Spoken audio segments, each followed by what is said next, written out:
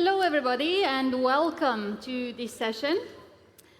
We used to say that the devil is in the detail, but let me tell you, now the devil is in the data. And to put this in perspective, every day we generate 2.5 quintillion bytes of data. And if that doesn't mean much to you, you just add 18 zeros. To put this into perspective, it is the equivalent of 250,000 libraries of Congress worth of data being created every single day. Yet only a fraction of this amount, of this immense resource, is used to address climate change. By 2030, climate risks could wipe out up to 4% of global GDP. And we don't want that. And that's exactly why we have this panel, to talk about big data, big impact. Let me introduce our fantastic lineup of speakers. So we have Antoine Halff, principal at Kayrros, Anand Verma, founder and CEO of ExpectAI. And by the way, I love the name of the company, ExpectAI. Scott Pearl, principal at Global Infrastructure Partners, and Aaron Pinnock, Climate Integration Lead at Mubadala. So welcome, everybody. Delighted to have you with us here. Antoine, I will start with you, if that's okay, just to set the stage. How can we improve the standardization, accessibility, and interoperability of climate data from various resources, and how can we incorporate it into decision-making as well? Okay, great questions. Well, I think the first thing to do is we need to recognize that data are absolutely foundational to climate action. We cannot achieve our climate goals without detailed information, detailed measurements, trusted data that we can feel comfortable with and that we can use for action. You can't manage what you can't measure. For a long time, we knew about the problem of climate warming, but we couldn't do anything about it for lack of data. The good news is we now have a proliferation of data from AI, from satellite imaging, from remote sensing, from geolocation data, from all kinds of sources, and that's great. The problem today is no longer the accessibility of data, the availability of data. It's, the problem is to manage the proliferation of data. We're almost at the point where our success in our ability to generate data about climate, about the climate footprint, greenhouse gas emissions, climate risks, the energy transition, risks becoming a victim of its own success because there's so much data out there, some of which might seem conflicting or give the appearance of being conflicting. So there's indeed a need for standardization, and there's a need for integration of the data with the workflows. Standardization, I think, is a key issue, and to reconcile potentially conflicting data, to harmonize data, to make sure we speak the same language, we compare apples and apples. I think the challenge of standardization is very different depending on what we measure, what kind of data we're talking about. On a scale of 1 to 5, carbon is probably a 1. It's probably very easy. We all understand what carbon emissions are. We know where they come from. They're a direct byproduct of using fossil fuels. There's no big question there.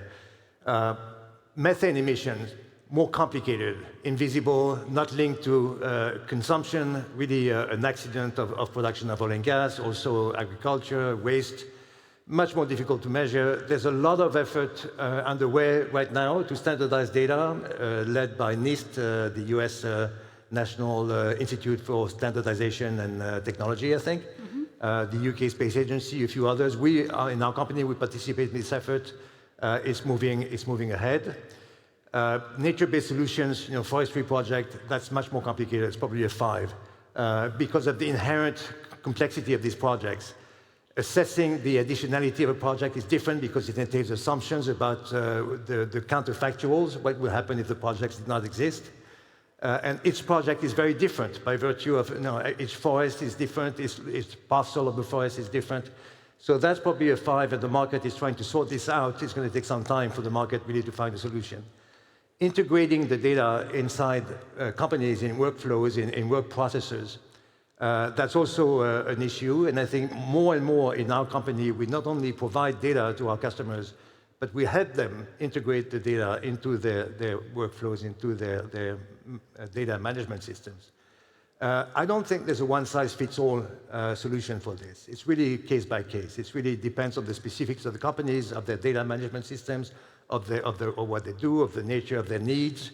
And we really work case by case with large customers to help them integrate data into their workflows, their processes.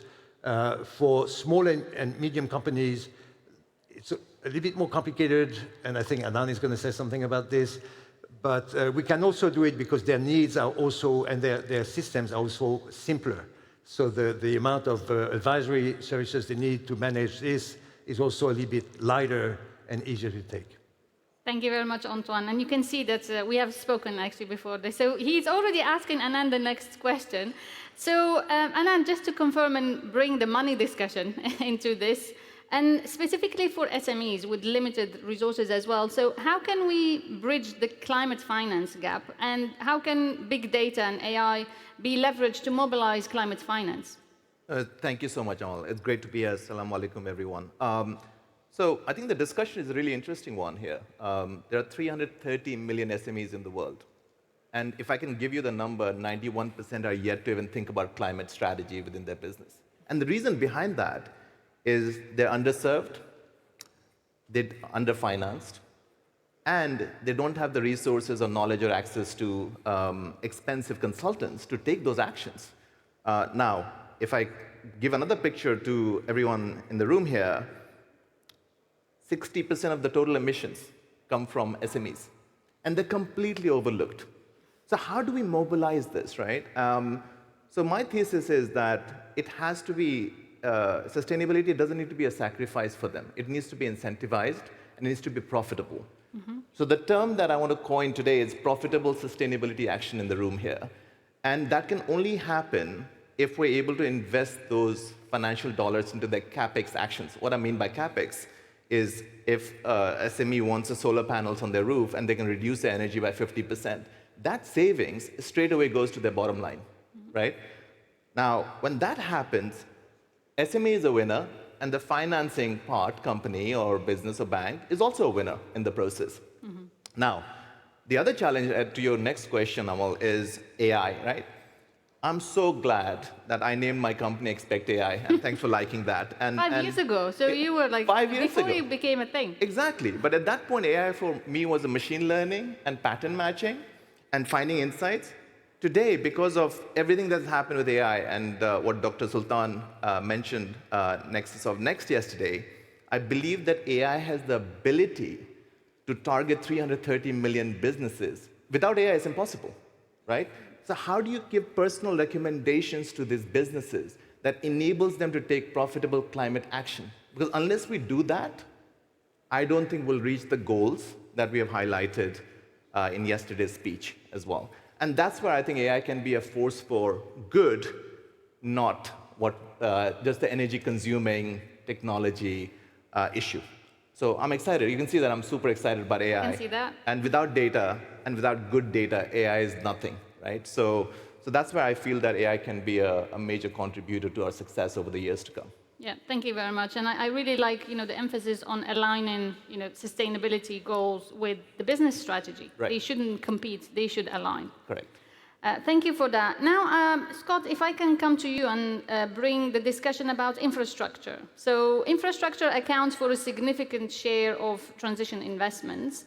How do asset-incentive businesses leverage AI and big data to reduce emissions?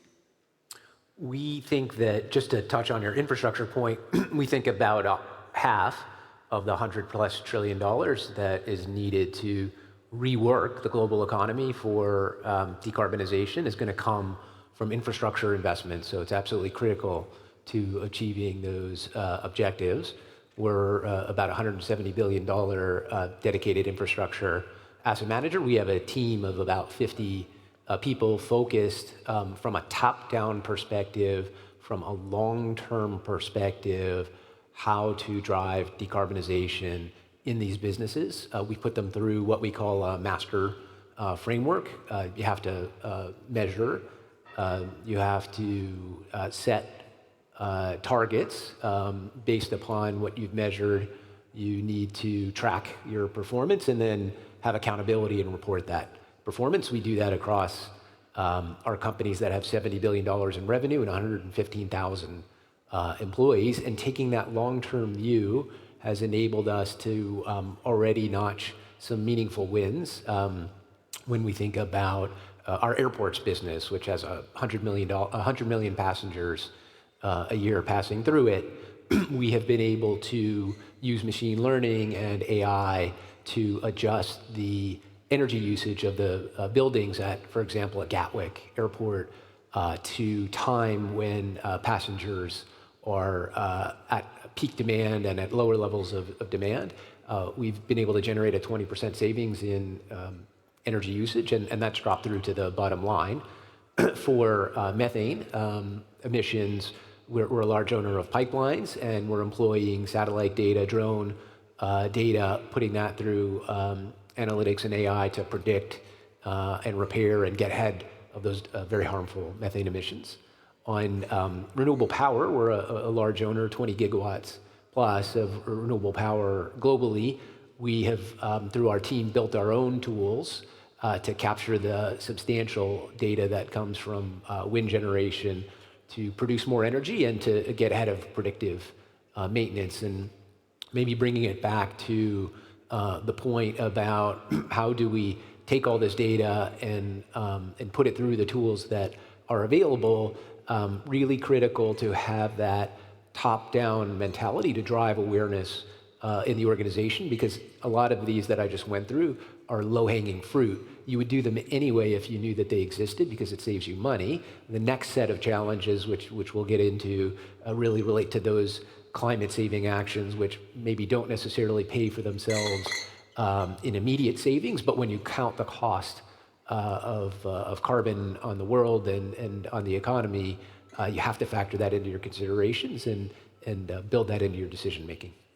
Thank you very much, Scott. And that's very concrete, example of how we can make sense of this huge amount of data, harnessing technology and AI. Aaron, if I may come to you now and talk about the frameworks that can enable us actually to accelerate, sharing data.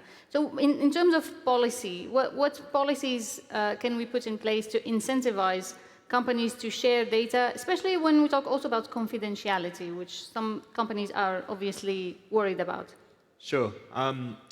So I think clear policy is absolutely crucial to what we're trying to do in the sustainability space. To have that clear articulated policy and a policy guidance and landscape is second to none. And I think to Antoine's point earlier, I think 5 to 10 years ago, we were in the space of a bit of a, where's the data? We need more data. We were crying out to policymakers, we need this policy to be able to give data, to be able to integrate into our systems. And I think now we're at an inflection point. You've got SFDR coming into Europe, you've got IFRS S1 and S2, which is following the TCFD. You've got all this alphabet soup stuff. I'm not sure if we have all the data that we need, but we're certainly at the inflection point to be able to put it into our systems. Another example as well on the policy side of things, which is maybe not the most great thing to talk about, but I think it really does help to drive the agenda, is for example CBAM, so the EU's carbon border adjustment mechanism, which is now putting a price on carbon, or will do next year, on certain goods that come into the EU. That policy is now having a global effect, where you're starting to see a proliferation of carbon markets throughout the world. And one of the, going back to the policy parts of things, one of the things that's coming in the UAE is an edict on companies that are emitting over 500,000 tons of scope 1 and 2 emissions to start reporting, assuring those types of emissions. So I think the policy scene is really crucial, and having these international kind of guidelines like CBAM which drive global markets is really empowering. The other thing that I would say is to Anand's point about SMEs really resonated. Mubadala is, as many of you know, is one of the sovereign wealth funds in the UAE. We're in a really privileged position where we have a national portfolio and an international portfolio And one of the work streams that we ran last year is a project that we call Project Decarb, where we went out to a number of UAE-based portfolio companies and effectively said, we want to take you on your decarbonisation journey. So we measured, or we got, with the support of consultants, we helped them measure their carbon footprint for the first time. We did energy audits of their operations, and we identified ways that we could improve the energy efficiency of their operations, which would realise not only greenhouse gas emission savings, but also, to your point, profitability. And it was an amazing outcome. These are companies that are predominantly SMEs, so they haven't focused on carbon too much because they don't have the expertise or the resource or whatever. But what we found in our study was over 70% of the energy audit initiatives that we identified were actually profitable.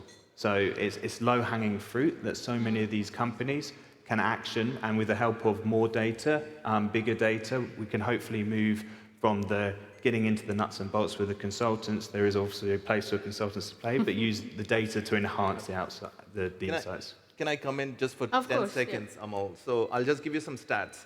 There are three metrics that we're tracking. One is carbon saving. That's what we've been tracking for a long time. The second metric I encourage everybody to think about is the money saved or value gained, right? And the third one, which I'm really kind of interested in, is productivity gain.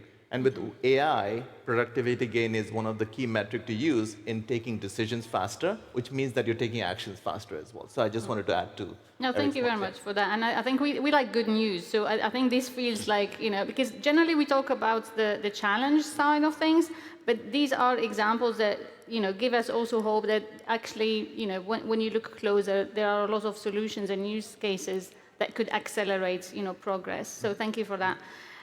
Scott, if I may come back to you and look into the energy and utility sector. I mean, they are highly regulated, and Aaron actually mentioned, a number of acronyms. I hope you are not completely lost in like a TCFD, TNFD, CBAM, and the like. But in these sectors that are highly regulated, how can we actually help industries to collaborate around the data?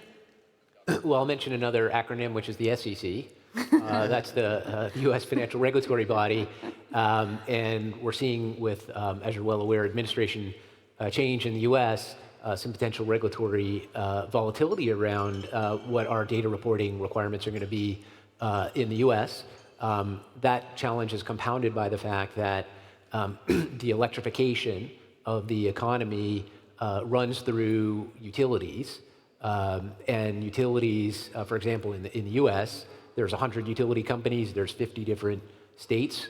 They all have their own policy, their own rate design. It makes it more challenging to, even if you have the data and you have tools to inform your actions, if you don't have a utility rate design that allows you to, for example, reduce your energy usage at the time of day when everybody else is using their energy, you can't necessarily generate the carbon savings and the cost savings that you're otherwise intended.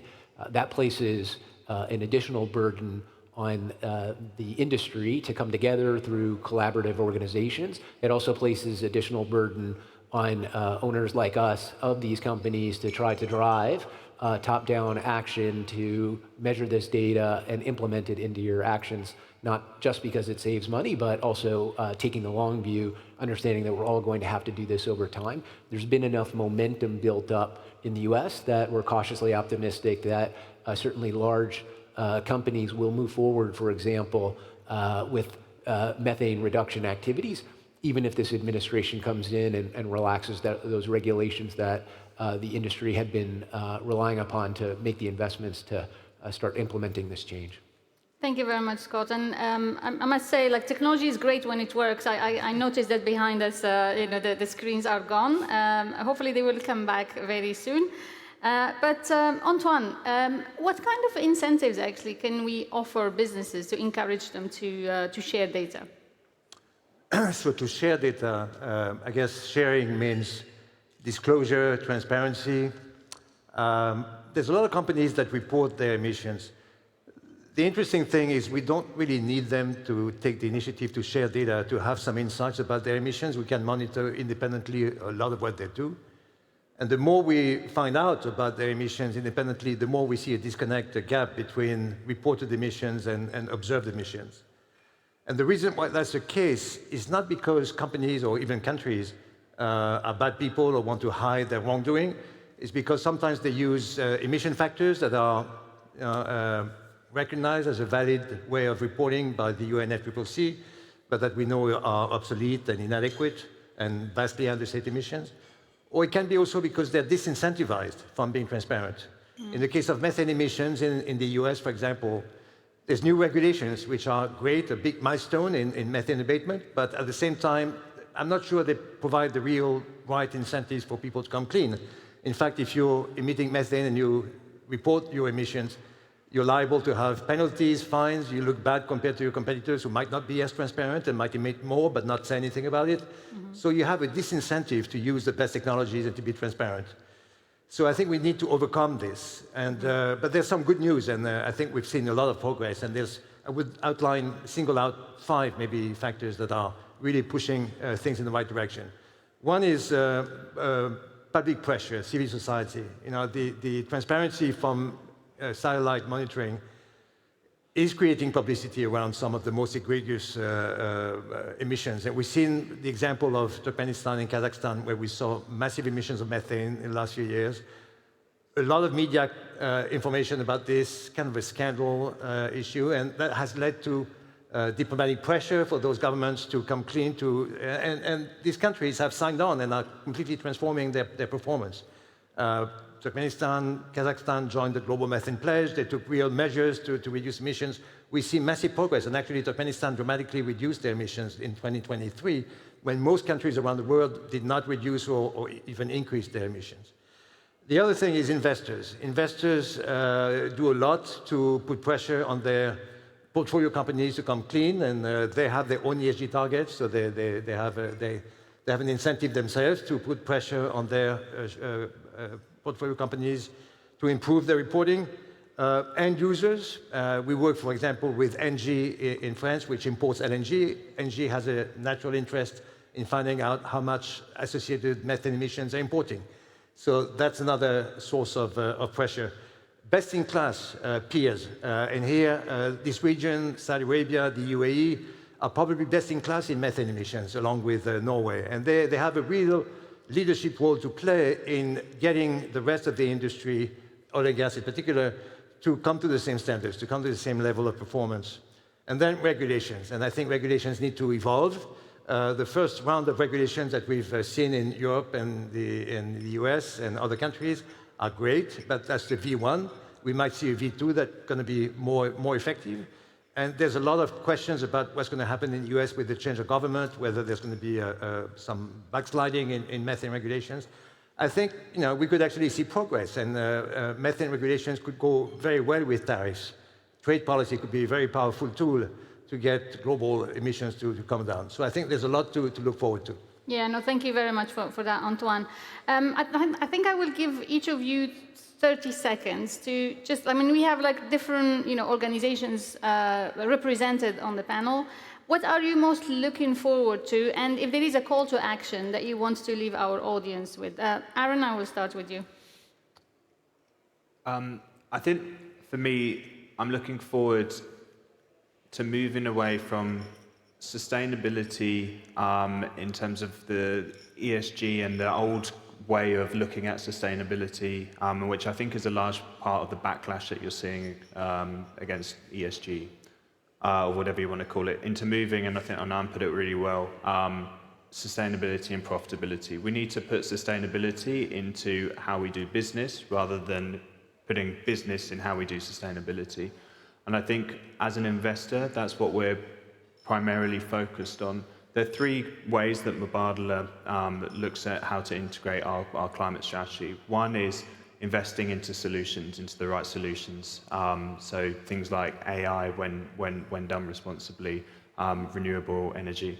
Number 2 is engagement with our portfolio companies. So how do we engage with our portfolio companies to drive the right outcomes? And 3, convening partners and trying to make the infrastructure to meet the climate goals.